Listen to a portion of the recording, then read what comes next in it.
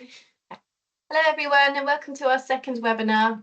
I want to take this opportunity to introduce you to UKRI and the Young Foundation, who we have been working with to deliver much of the work we've been focused upon over the past 2 years, including our very successful volunteer conference and our River Guardian scheme. We'd like to introduce Bethany from UKRI and Ruth from Young Foundation, who have kindly given up their time to join us today to answer a few questions, and they will tell us about themselves and their work. Okay, we ready? Yeah. Okay, so first of all, Bethany, please could you introduce yourself, who you work for, share a little bit about what you do and what types of projects you deliver, please.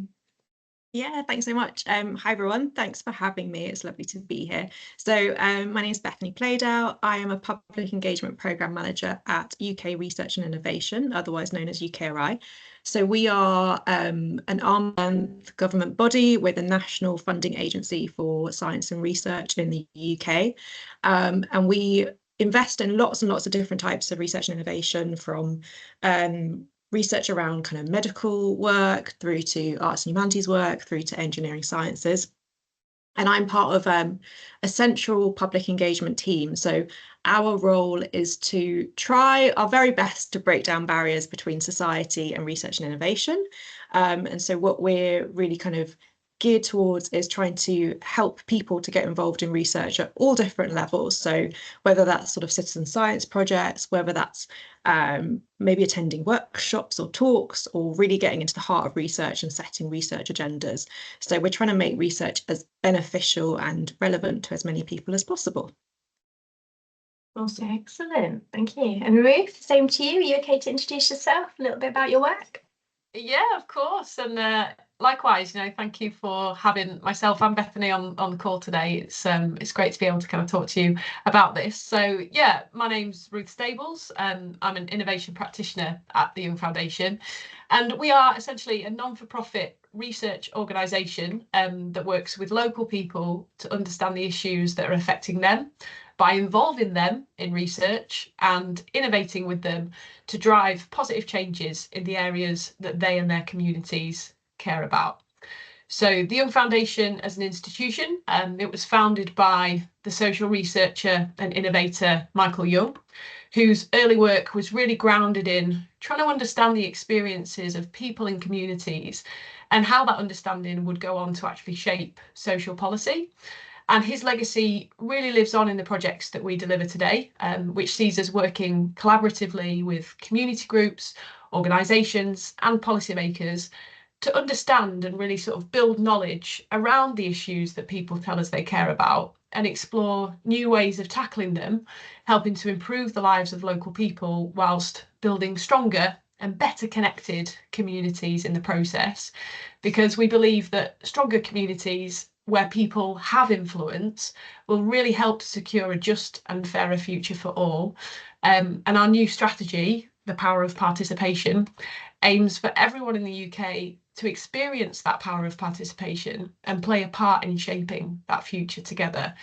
And the Community Knowledge Fund is just one example of a programme that's doing just that. So opening up opportunities for more people to participate in research and innovation, enabling them themselves to really determine, develop and deliver change on issues that they care about, and helping them to make progress on local and, in some instances, national challenges. Excellent, thank you both. Okay, another question for you. Bethany, to you again, if that's okay. Can you give a brief summary of what is meant by the R and I system? Yeah, of course. So when we talk about, and I'll put it in inverted commas, like the traditional R&I systems, the research and innovation system, we're talking quite broadly about all of the sort of places and organisations and people that help to make research happen. So in terms of like places and organisations, that's things like universities, research centres, archives, museums, for example, all of those spaces where we sort of traditionally think of as, people are squirreling away on research and writing academic journal articles and that sort of thing. And then in terms of the people who's involved in that, it could be anyone from a PhD student through to a lecturer, through to a lab technician, as well as professional services staff, so people who are working in career services or public engagement teams, people who are working in alumni offices. So when you've graduated as a student, there's people that are still keeping in touch with you to see where you've gone on to in terms of work afterwards. There's a whole host of people that are making that system work and helping research to be created in that environment, and hugely varied roles. And I think we'll go on to talk about it a little bit more, but stuff like CKF and the work that the Young Foundation and Ruth works on is really helping us to broaden out that traditional definition of the R&I system and who should and can be involved and how we can actually open up those doors. And thank you. Okay, and Ruth, the same question to you. Are you okay to give us a brief summary of the R&I system? Yeah, so I think, yeah, sure. So kind of building on what Bethany's just said there, I think if we really sort of focus in on that word system, I think that's where the conversation gets really interesting for us at the Young Foundation. And again, linking back to kind of what Bethany said at the end there, I think by kind of thinking more broadly about who is involved in research and innovation and how they're involved, we actually begin to see that the research and innovation system actually needs all of us, and that includes yourselves as well as you as volunteers that might be watching this, and the contributions you're making when undertaking your citizen science activities. Systems are fundamentally made up of different people. They're shaped by them and the relationships and the connections that they have with one another. So all those that Bethany mentioned, as well as people within communities up and down the UK who hold that wealth of knowledge about the places that they live, work and play. And yeah, that absolutely includes all of you. Cool. So the work that we've been doing is under the Community Knowledge Fund, or we've referred to it as CKF a few times. Could you tell us a little bit about how that came about? Yeah, I think I'm jumping in on this one first. So it's kind of touching on what Ruth just talked about. So CKF came out from discussions at UKRI around, how can we stretch the parameters of what we mean by the traditional R&I system so that we're involving everyone who's actually potentially already producing research out in their communities or wants to, but doesn't have the capacity, the money to be able to do so. So how can we stretch that framework and those parameters to enable more people to get involved? So that was the sort of early conversation, how are we widening that definition so that we're getting people who are working in, say, community organisations or social enterprises or local authorities or just individuals within their own community, how can we help them get involved? And then around sort of COVID, so 2020, we had a new CEO come on board, and she expressed a really strong desire for us to think about how we flip our funding model. So traditionally, money comes from government through to us at UKRI, and then we invest in universities and researchers. And some of that money might trickle down into community organisations if they happen to be working with communities. But actually, we were thinking, well, how can we sort of turn that on its head and get money going directly into communities, so people who are on the ground can use that money straight away to think about, what are the issues that matter to us, what are the research questions we really want to answer, and actually maybe we have some ideas and solutions, but we just need a bit of investment to kind of develop that or scale that up or build partnerships where we can kind of dig into that in a little bit more detail. So that's kind of where it sort of come from, essentially. And then we've done quite a bit of work with the Young Foundation over the past few years on a number of different community-led R&I investments, and it's been a real pleasure to get to work with YF. They're a brilliant team, but it's really helped to kind of stretch our thinking as well as a funder.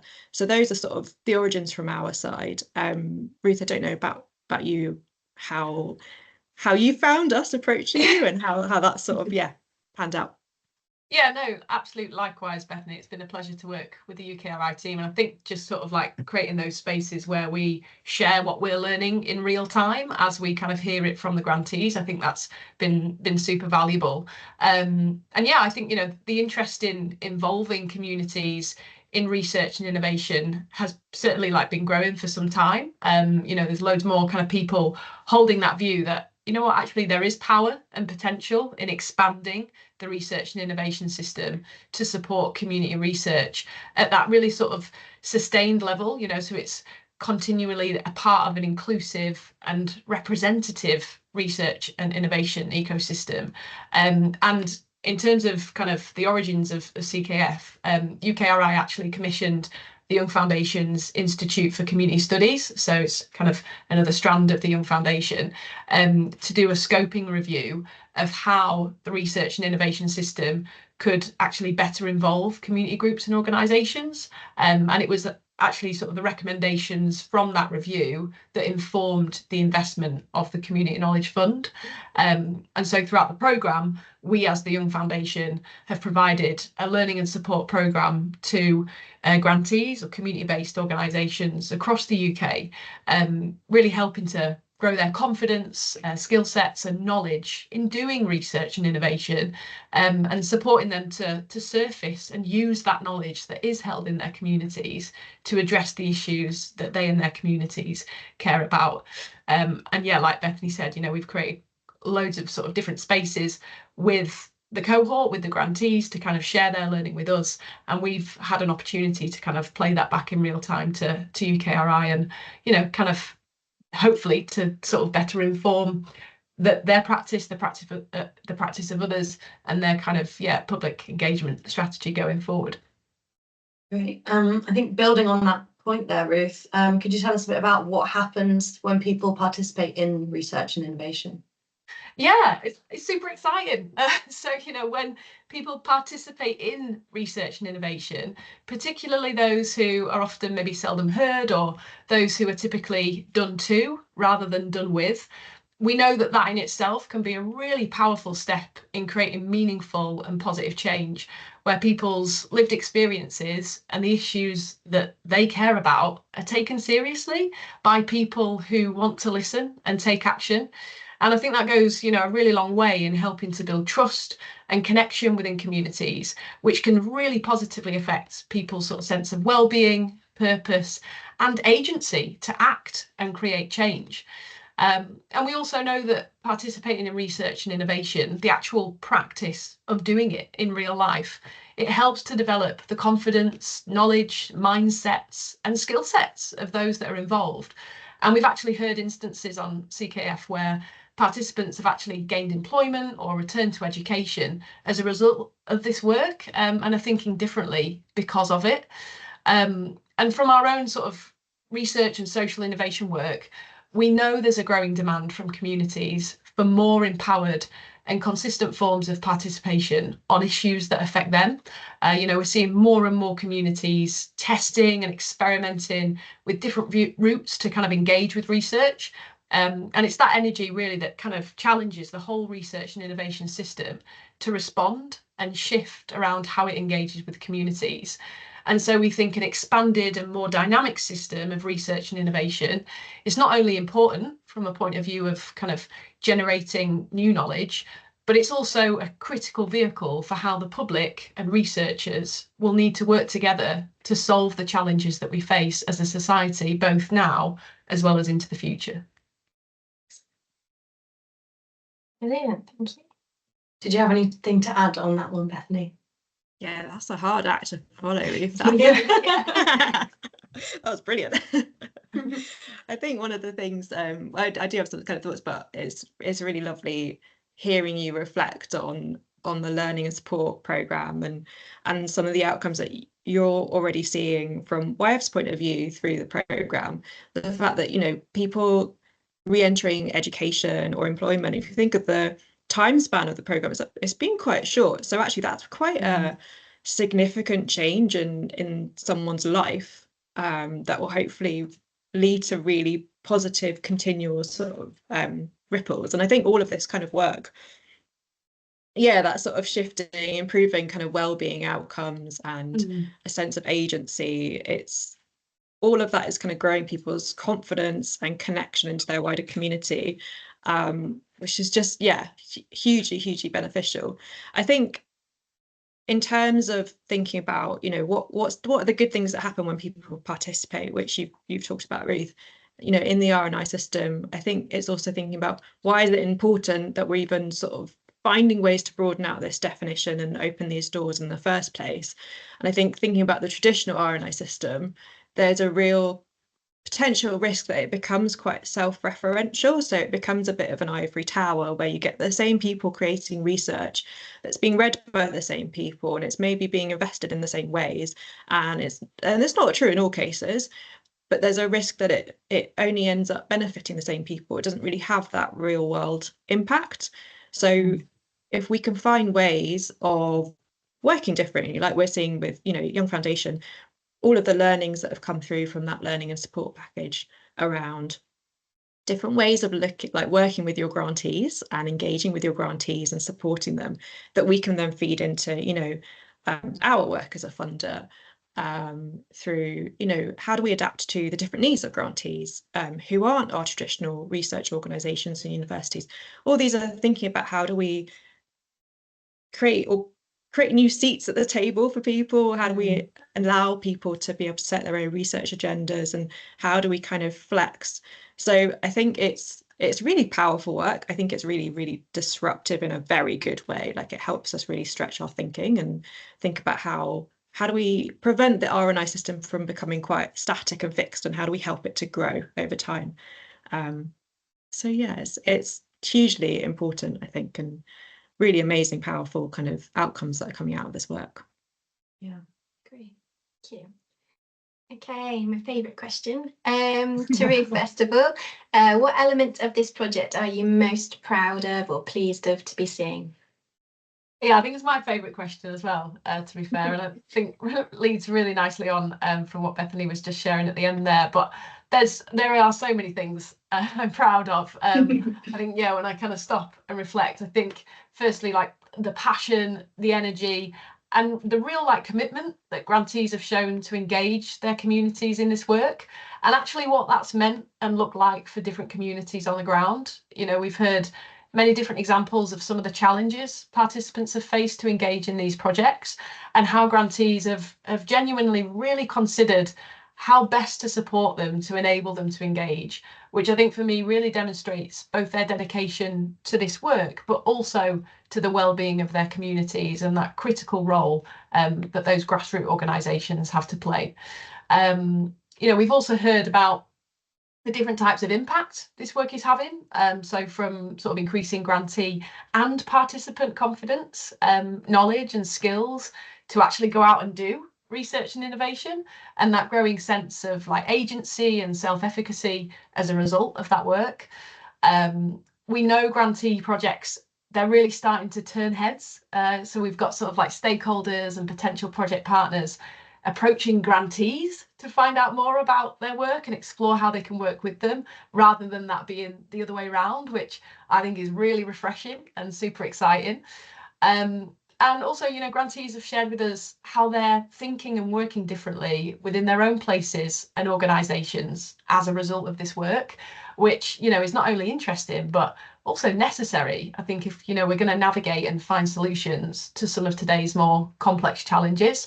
But I think what I'm most proud of are the spaces and the culture that we've created on the Community Knowledge Fund programme, which I think has meant that, grantees have really been able to show up with a real curiosity. They've asked questions of us, of themselves, of each other. They've shared their different challenges, they've celebrated successes, and what's been really nice is actually they've made suggestions to one another in support of some of the challenges that other grantees might have been going through, and they've shown a real willingness to just give things a go, experiment, to try in an environment that's removed that fear of failure, which I think has really enabled them to make the most of those spaces and get out of them what they've wanted for the benefit of both themselves on that kind of learning journey, but also for the benefit of their projects as well as their participants. So I think that's what I'm most proud of amongst a lot of things.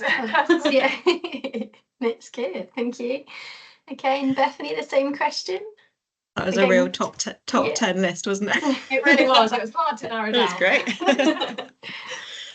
Yeah, I think just reflecting what Ruth was saying there. So for awareness, we have monthly catch-ups with YF, where Ruth and Gary and the wider YF team share what everyone in CKF has been getting up to, and the learning workshops and feedback. And I mean, the enthusiasm that gets conveyed from the YF team about the enthusiasm from grantees and how people are engaging, it's really exciting. And it's also really lovely, because I think sometimes when you're in your office or working from home, you can feel a little bit of distance from it. So it's always really, really, really just heartening to see how people have kind of taken to the project and maybe adapted their work or developed their work in some area. And it really feels like all of the kind of grantees have really blossomed and developed over the past few years.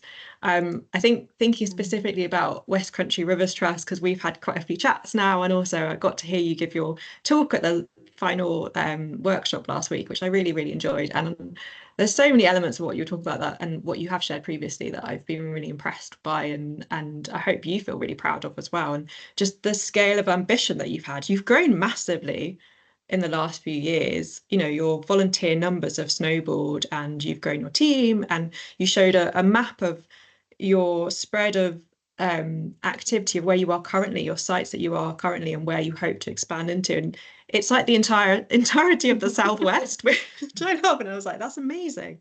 Like all of that data and all of those volunteers, all of you volunteers listening hopefully to this, who are contributing to that, contributing your skills and your time, and really feeding in really high quality data about our water environment. It's going to make such a lasting impact. That's so important, and just really exciting to see.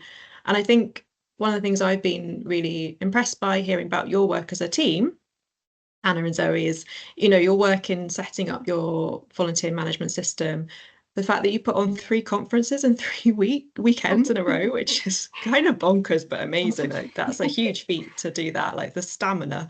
But you know, that was in response to what your volunteers said that they wanted to see, and that's really wonderful. And also how you've developed your volunteer role as well in collaboration with your volunteers, you know, creating those kind of that infrastructure and those foundations where people feel like they're really part of that community is so important to sustain this sort of work. So well done, congratulations, and congratulations to all your volunteers. Brilliant work. Awesome. So we've spoken, a little bit about the wins, the importance of the work, but I think it's important that we mention how we can continue the work. So starting off with Ruth, what is needed to sustain community-led research and innovation going forward?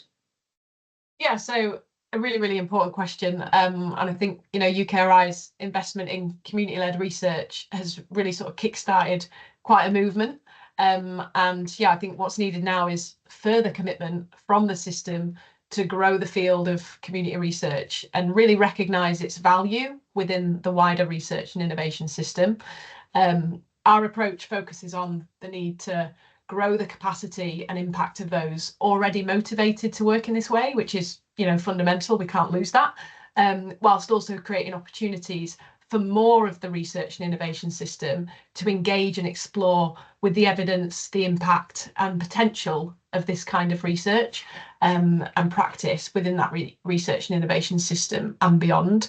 And I think, yeah, like an inclusive research and innovation system is one that recognises that, you know, while the skills that enable traditional knowledge production within academia are important, diversity and inclusion of the rich, experimental, local, lived and felt forms of knowledge is just as crucial to our collective futures. That's great. Yeah, really important points there. Bethany, do you have anything to add to that one? Yeah, I think it's been really interesting from a kind of funder's perspective of seeing how like the learning and support program through YF has developed, and the learnings and insights that you've shared. Sorry, I feel like I need to put my teeth back in. I'm stumbling over my words, but it's thinking about if we're funding R&I, community-led R&I that isn't fitting the, say, traditional model. How are we being sensitive to the needs of those types of projects? And stuff that we've learned through YF is that actually taking a much more kind of relational approach to that work, really taking time to invest in those sorts of partnerships and listening to people and building that trust, and really, you know, developing shared values with the people that you're working with. That's all sort of time that needs to kind of evolve and develop quite organically. And like Ruth's just mentioned as well, having a more kind of inclusive, experimental approach to that sort of work is really, really important. So there's lots of qualities of community-led research that feels very unique to community-led research, actually, in some senses, which I think we need to kind of like hold on to and not lose, and think about how we can continue to sustain that. And then I think a really major one, which we're very aware of as a funder, is that money is very important, money and time. So giving these sorts of projects oxygen to really develop in that way, investing money in the right ways at the right times. So being mindful of the fact that different organisations have different capacities, to say major research organisations like universities, where they've got a huge amount of admin support to help with finances and big budgets. So being mindful of the differences, and actually how are we being flexible as a funder to support people in quite meaningful ways. So I mean, so it's the sort of how you're working with people, money, time, and then I think also being mindful of how are we integrating this way of working with the existing kind of traditional R&I system as well, so that that's also growing over time and changing. So I guess those are my four kind of key areas. Yeah, nice. Good. Thank you. Okay, on to, this is crazy, it's our last question, it seems to have flown by. So to Bethany, what does the future hold for community-led research? It's an exciting question. Well, I think there's loads of really fantastic community research already happening within our communities across the UK, within all of our regions. So it's thinking about how are we helping this to happen in a really supported way. You know, so how is national, local government, other funders, universities, you know, supporting this? How are we supporting that kind of more collaborative, joined up way of working that I've just mentioned? So those partnerships, that more kind of flexible, inclusive, meaningful engagement between different types of organisations. Within UKRI specifically, so we've just come to the end of a whole host of community-led R&I investments. So since 2019, we've actually had 8 pilot programs around community-led R&I, which has totaled something like over 18 million, which is quite big numbers. And a lot of those are now coming to an end. So we're kind of gathering all of the insights. So one of those is CKF, gathering all of those insights. We're also at the point where we're launching the second phase of and one of our big national programs, which is our Community Research Networks program, which is a bit of a sister program to CKF, and it's one that the Young Foundation are delivering for us as well. And that's going to be going on for the next 5 years, so that's going to be keeping us very busy. But we're at this really exciting time of kind of gathering all these insights, thinking about how are we feeding this back into us as a funder. Really embedding it across all of our research grants where we can, you know, thinking about how we're encouraging other colleagues to try and work more inclusively with communities, but also thinking about how can we share some of this learning with the wider sector, so other funders as well. So how can we try and make community-led R&I almost like business as usual? So we're really influencing that kind of step change. So that's a little bit of a like watch this space answer, but I think there's good things to come. But it's just kind of embedding and then seeing how it kind of grows.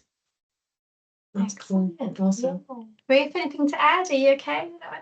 Yeah, I think Bethany certainly covered it there. I feel like certainly like feeding those kind of insights and learnings, you know, closing that feedback loop and kind of feeding that back into the system, like Bethany said. So actually it just kind of becomes the norm. You know, this isn't seen as radical. I think that was kind of cropped up on our workshop the other day. You know, it's less seen as radical, and actually it's just, yeah, why are we not doing this always? Because, you know, everybody has knowledge to offer and to give, and I think that's super important. And yeah, people kind of need to recognize the role that they play in that system.